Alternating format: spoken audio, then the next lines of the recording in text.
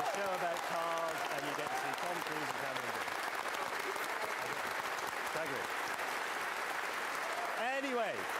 Anyway, slight change of mood. Had he lived, Ayrton Senna would have celebrated his 50th birthday earlier this year. Yeah, and the weird thing is I was talking about this to my 14-year-old son the other day, and he went, oh, yeah, Ayrton Senna, was he that racing driver that got killed?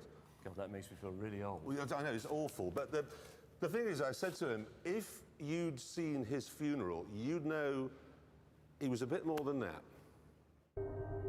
One of the world's greatest motor racing drivers, Ayrton Senna, has died after a crash at this afternoon's... Senna, 3 times a world champion, suffered massive head injuries. Formel 1 Weltmeister Ayrton Senna auf dem A million people lined the streets of his home city, Sao Paulo. The Brazilian government accorded full military He felt in Brazil that his home country has declared 3 days of mourning.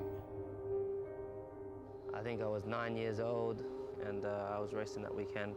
I just came in from a heat or a practice session, and my dad's working away on the car, and I remember him telling me.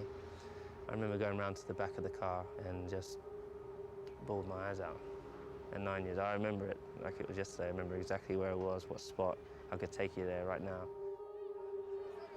In Brazil, they remember Ayrton Senna as a sporting hero who gave away millions to help underprivileged children. Elsewhere in the world, though, we remember him best for this. And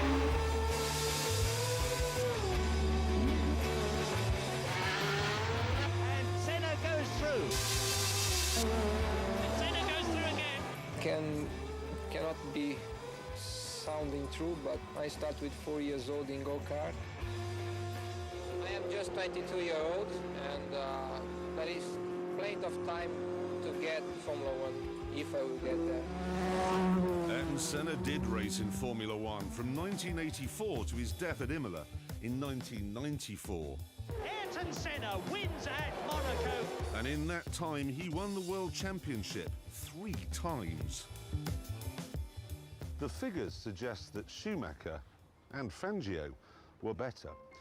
But the people who know, they tell a different story. I think Senna, I will put him in #1. For me, Senna is #1. For me, he was #1. I will put Ayrton Senna as #1. For me, Ayrton Senna undoubtedly was the #1. I would put him #1. You know, he was definitely the greatest driver. If you ask me, I put Senna as well in #1. Martin Brundle, who raced against the Brazilian for 11 years, is well qualified to explain why Senna was the ultimate driver's driver. He had a God-given talent that I haven't witnessed anywhere else. A sixth sense of where the grip was before he turned into a corner. If you look at this Lotus here, even when it's going in a straight line, it is dancing. Absolutely. And there. You look at these and you think, here we go. I can't do that. I think Senna's ability to be able to drive completely on the limit. Some of the laps he did, we know, were unbelievable.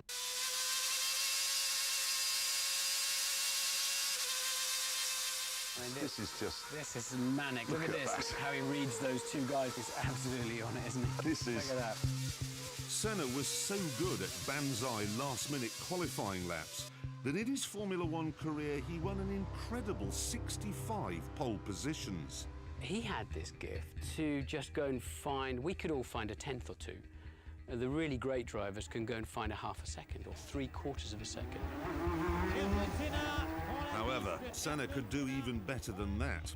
In Monaco in 1988, he outqualified his teammate, the great Alain Prost, by a scarcely believable 1.5 seconds.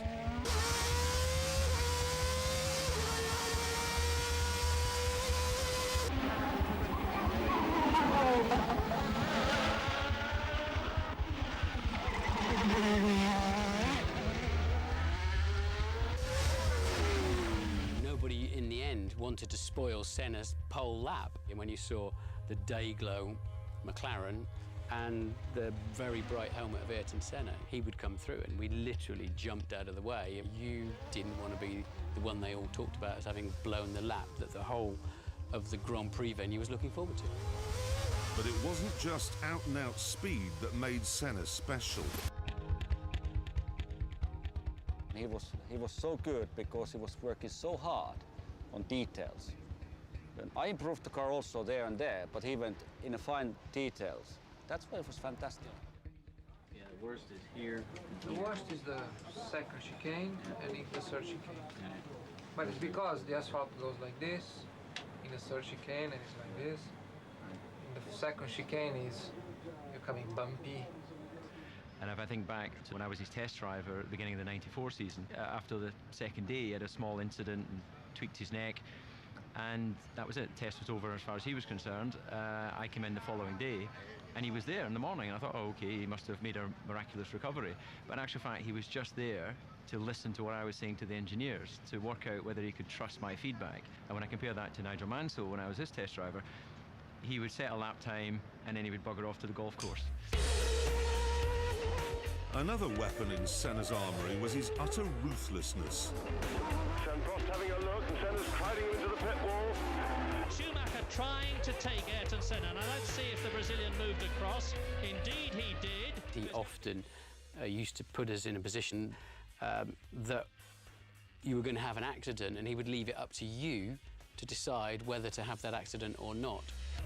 Martin experienced this psychological warfare first of all when racing against Senna in Formula 3. Well, look, I've got a great big lead here, and he launches in from nowhere and then parks his Rolt on my shoulder. I couldn't get out of the car until they lifted his car off the top of mine. So when he wanted to overtake, he'd go on the inside and put the car in a place. If you tried to take the corner, you're going to hit him. Yes, he would put you in a compromising position and then leave you to make the decision. And if you didn't run into him, then psychologically you were buried and finished. He would then know that every time after that he showed you a wheel, you jump out of the way. He's got Mansell climbing all over him. He has no reason to stay out. I think even the giants from Senna's era respected his toughness. I don't think there was any qualifying session or any race he went into that he wasn't prepared to put it on the line. Climbing all over the back. He's having a look, and he's inside Mansell. He was the toughest driver and the most ferocious driver to protect his area or space. Senna, all his skills involved.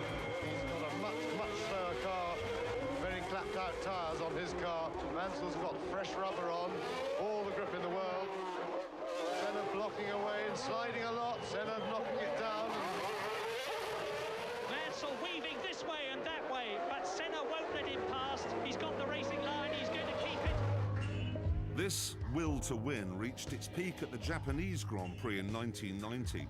Here, Senna would be world champion, providing his arch-rival Alain Prost, now at Ferrari, failed to fit. I've seen 2 puffs of blue smoke from his front tyres, where that gap was always going to disappear. He was driving into a disappearing wedge. After the crash, he showed absolutely no contrition. When there is a gap, you either commit yourself as a professional racing driver that is designed to win races, or you come second, or you come third, or you come fifth. And I'm not designed to come third, fourth, or fifth. I race to win. And if you no longer go for a gap that exists, you're no longer a racing driver. Strangely, Senna had a big heart. He was a devout Christian capable of extraordinary compassion. When fellow racing driver Eric Comas crashed at Spa in 1992, Senna stopped and risked his own life running across the track to help. You see, that's the paradox of Ayrton Senna, isn't it? In that he was clearly a fantastic human being. And he cared about people in Brazil, he cared about racing drivers. I mean, he was mortally hurt when Ratzenberger died, the day before he died. But then he would crash Alain Prost off the racetrack and put both their lives at risk. As a man then, Senna was hard to fathom. But when it rained, it was easy to spot his talents as a driver. And Senna is a wet weather master.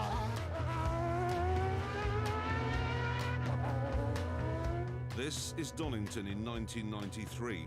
The track is wet and Senna in an inferior McLaren is in trouble at the start. He's coming up well. Senna is crowded out and is down to 5th position. And Wendlinger is up into 3rd place ahead of Schumacher. Prost leads, Hill 2nd. And Ayrton Senna is up to 4th position ahead of Schumacher and challenging Wendlinger as they go round the right-hander into the old hairpin.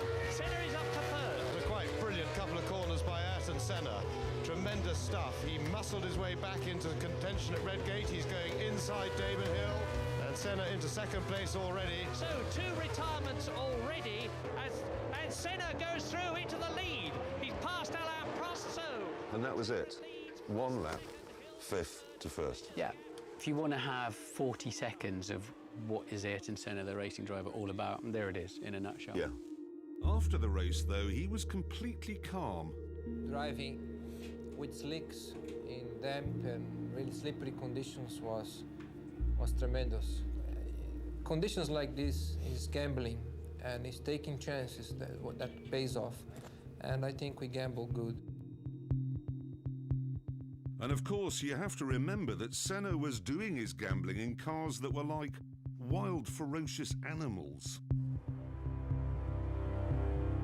This McLaren MP44, in which he won 8 races and his first World Championship, had very little downforce, a manual gearbox, and 1,200 horsepower, 450 more than the F1 cars of today. It is the last of the turbocharged monsters, one of the greatest racing cars ever made. And today, it's going to rumble again in the hands of Senna's #1 fan. There it is. Woo! I can't believe that I'm... Oh, jeez. You've just got back from the Canadian Grand Prix this morning. Yeah. I couldn't sleep. Really? I slept like an hour or so on the flight. I couldn't get to sleep. I was just... Because you get to drive Senna's MP4. I just can't imagine what it's going to be like. I have this sound in my head of the car roaring and going through Monaco streets when he's one-handed. I'm just going to go one-handed round and just see what it's like around one of the corners. Let's go, let's go. Can I go?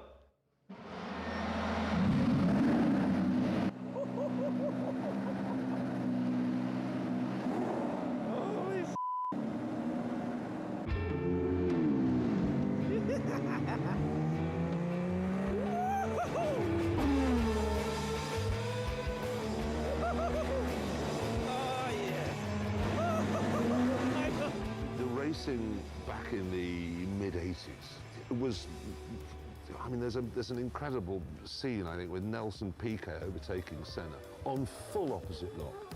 I mean, very little in the way of safety, very little in the way of aerodynamic grip. Manual gearbox, 1,200 horsepower. Yeah, and the cockpit, you could almost punch through it. Yeah. So you think, geez, you know, you're driving around at those speeds, your wheel falls off, a mechanic makes a mistake, you're dead. It's phenomenal, and I can't even contemplate what it would have been like. But, so that's why I think you have even more respect for the guys that did it back then. I mean, you had to be, back in the 80s. Crazy. A bit of honesty here. You know, you've got your Mansells, Piquets, Prost. The drivers were incredible, and do you think that shining out from all of those drivers in that great era, yeah, Senna rose to the top? Senna rose to the top. I don't want to go in. Let's do another lap. I love the fact that he would fight for his own, what he truly believed in. It's just everything. He puts everything into getting that lap, and he had no fear. That's what I loved about it. I love this car. I love it. Come on. That's amazing. It's so much, it's nothing like the car I drive nowadays. But just to know the commitment and to get used to driving this car and on the limit, I just couldn't imagine it, man.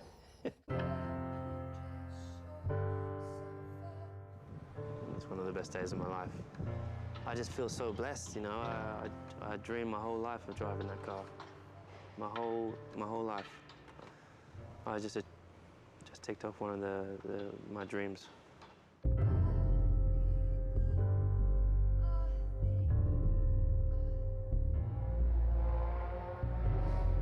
You know, I'll be honest with you, I was never a Senna fan. I always thought Gilles Villeneuve was the greatest racing driver of them all, but to make this film, I've watched hours and hours and hours of footage.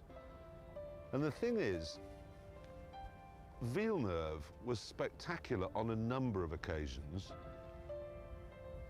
Senna, he was spectacular every single time he got in a car.